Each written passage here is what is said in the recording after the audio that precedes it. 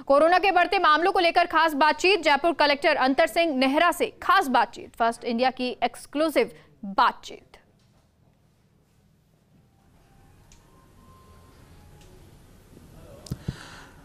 राजस्थान में कोरोना की तीसरी लहर की आहट सुनाई दे रही है और जयपुर इस समय कोरोना का हॉट स्पॉट बनता जा रहा है। कल जयपुर में जो कोरोना का आंकड़ा है वो 1100 के पार चला गया है और कोरोना के बढ़ते मामलों के बाद जयपुर को लेकर क्या एक्शन प्लान है, क्या तैयारियां हैं, इसके लिए बातचीत करने के लिए मेरे साथ मौजूद हैं जयपुर के कलेक्टर अंतर सिंह नेहरा। सर, थोड़ी सी स्थिति चिंताजनक लग रही है। कल जो मामले हैं वो 1100 के पार निकल गए हैं, तो आपको लग रहा है कि तीसरी लहर की आहट शुरू है? सर नहीं, निश्चित रूप से तीसरी लहर आ चुकी है और इसका पीक कब तक आएगा ये भविष्य के गर्भ में है, तो लोगों को इसमें एहतियात बरतना ही होगा और किसी भी परिस्थिति में बिना मास्क लगाए बाहर नहीं जाएं और भीड़ भाड़ वाले क्षेत्र से बचें, क्योंकि जैसा कि आपको पता ही है संक्रमण बड़ी तेज़ी से फैल रहा है।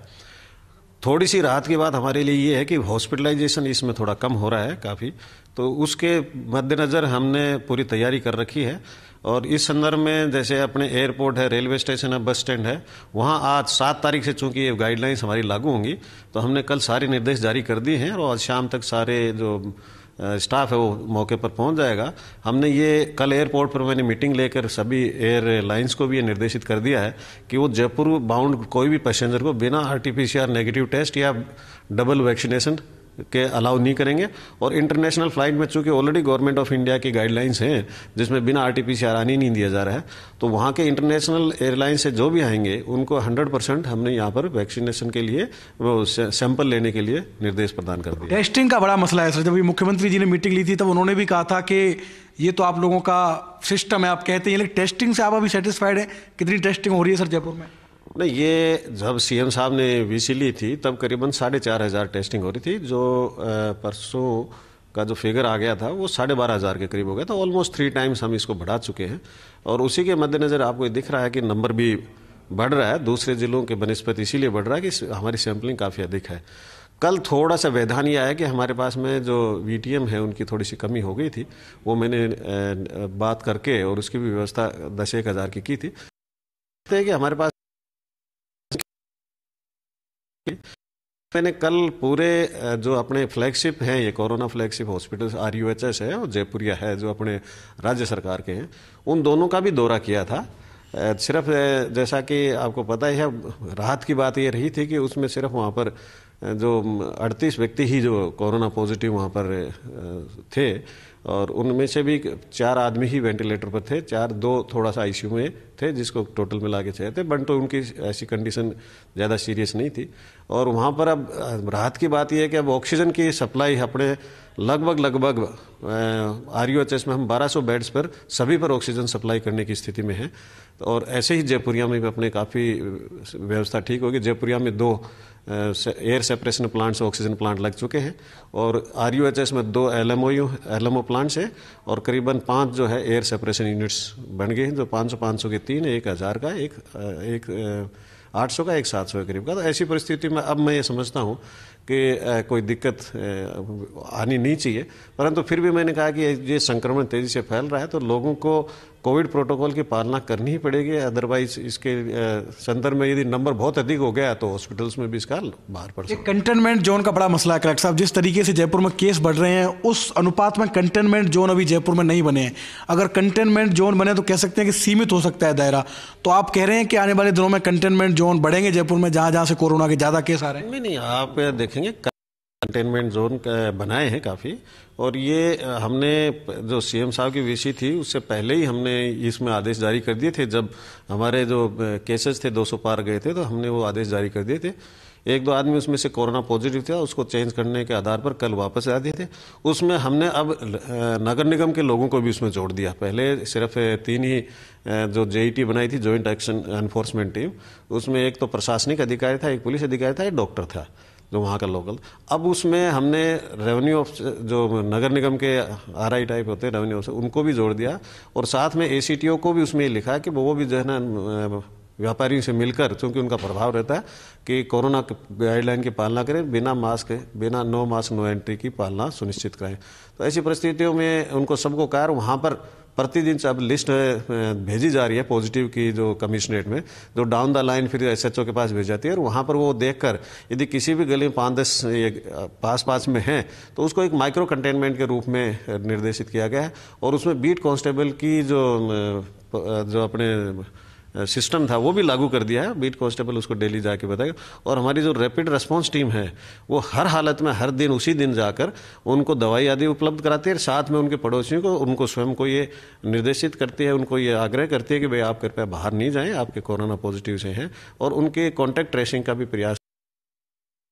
जयपुर में कलेक्टर एजेंसी है, उनके काम से आप संतुष्ट हैं? क्योंकि पहले जब कोरोना का दौर था, मुझे याद है जब कोरोना पॉजिटिव मिलता था तो सैनिटाइजेशन होता था, अब वो जयपुर में नहीं दिख रहा। तो नगर निगम के काम को आप कैसे देखते हैं? नहीं, अभी जैसे मान लो एनफोर्समेंट में और बढ़ाने की आवश्यकता है, जो अपने जैसा मैंने बताया कि धीरे धीरे इसमें प्रगति हो रही है। परंतु पहले जो अपनी प्रक्रिया थी, जो फॉगिंग आदि का काम जैसे होता था और भी थी, तो उस समय क्या लगभग लॉकडाउन की स्थिति होती थी, इसलिए आसानी से होता था। अब चूँकि पब्लिक भी है तो इसमें ये उस आधार पर ही नाइट में या जैसे कोई विशेष रूप से आएगी तो उसमें आगे जो भी निर्देश होंगे उसी के अनुसार कार्रवाई हमसे करेंगे। जयपुर के जो ग्रामीण क्षेत्र है सर, कोटपुतली से लेकर जोबनेर तक, सामर तक, यहाँ किस तरह की स्थिति सर? ग्रामीण क्षेत्रों में कंट्रोल में है सब? अभी तो ग्रामीण क्षेत्रों में काफ़ी कंट्रोल में। सिर्फ कोटपुतली हमारे क्या है कि जयपुर के बाद में कोटपुतली में ही थोड़े से नंबर आते हैं, तो कोटपुतली के लिए विशेष रूप से चूँकि वहाँ डिस्ट्रिक्ट हॉस्पिटल्स भी है तो उनकी व्यवस्थाओं को देख लिया गया था। वहाँ भी एयर सेपरेशन प्लांट हो गया, और वहाँ RT-PCR मशीन भी लगी हुई है अपनी जाँच के लिए। तो उस तरह के जो है विराटनगर है, शाहपुरा है, पावटा है, उस क्षेत्र के, कोटपुतली उस क्षेत्र के सैंपल्स हम वहीं भेजकर वहाँ उनकी जांच करवा रहे हैं।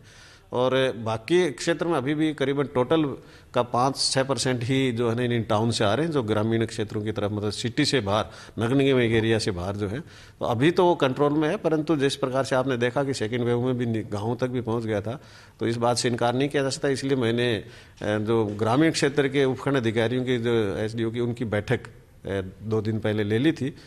JET की उससे पहले दिन ली थी, उसके बाद में उपखंड अधिकारियों की बैठक लेकर, और उनको भी इसी संदर्भ में निर्देशित कर दिया गया है कि भाई आप CHC और PHC उनकी व्यवस्थाओं को देख ले। प्रत्येक CHC में चूँकि अपने कंसंट्रेटर्स भेजे हुए हैं, और प्लस कुछ CHCs में ऑक्सीजन सेपरेशन प्लांट्स भी लगे, तो उनकी जो कार्य प्रणाली देख लें कि वो चालू हालत में हो, और कंसंट्रेटर्स को भी चेक कर लें कि वो चालू हालत में हो। और वहाँ ग्रामीण क्षेत्र में जो भी पॉजिटिव आए उनको वहीं CHC पर ही उनको करना, जब तक कि उनको वेंटिलेटर या बहुत सीरियस नहीं हो तब तक वही। तो ये कह सकते हैं सर कि कोरोना की दूसरी लहर में जो आपने फील्ड में उतर के काम किया, उसका अनुभव और उसकी तैयारियां अब वो काम आ रही हैं सर, जब तीसरी लहर आ चुकी है सर? नहीं, ये मैं आपको आश्वस्त करता हूँ, निश्चित रूप से मैंने सारी व्यवस्थाओं को देखा है, और बहुत ही अत्यधिक यदि कोई मात्रा में यदि कोरोना पॉजिटिव होकर हॉस्पिटलाइजेशन नहीं होता, तब तक अपनी स्थिति सेकंड से काफ़ी बेहतर है।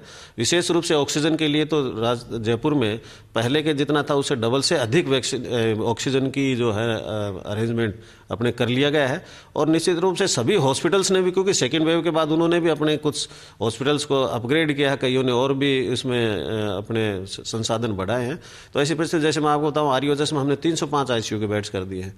जो पहले इसमें जयपुरिया में थे उनको भी बढ़ाकर करीबन 36 से 40 कर दिया, तो जब 25 ही थे। तो ऐसी परिस्थिति में अपने सारे संसाधन बढ़े हैं, ऑक्सीजन भी बढ़ी है, और मैं समझता हूं कि कंसंट्रेटर्स की मात्रा काफ़ी संख्या में आ चुकी है।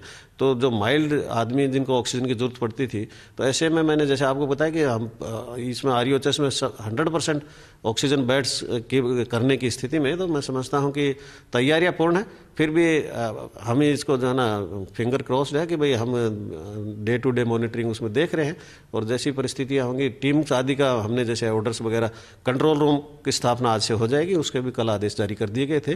राउंड द क्लॉक एक CMHO लेवल पर भी होगा, कलेक्ट्रेट में भी होगा। तो किसी भी प्रकार को किसी को हॉस्पिटलाइजेशन की या किसी को अपने डॉक्टर से सलाह की जरूरत पड़ेगी तो वो नंबर उनको दे के वो टेलीफोन पर भी उनसे बातचीत कर सकते हैं। और होम आइसोलेशन में जिनको हम जा रहे हैं उनको निर्देश दिए हुए हैं कि निकटतम PHC डॉक्टर के नंबर भी उसमें हम उसको दे के आते हैं, जिससे उनकी कोई जानकारी लेनी हो, कुछ राय लेनी हो तो उनसे करें। यदि उनकी स्थिति खराब होती है उसको हॉस्पिटल में शिफ्ट किया जा सके।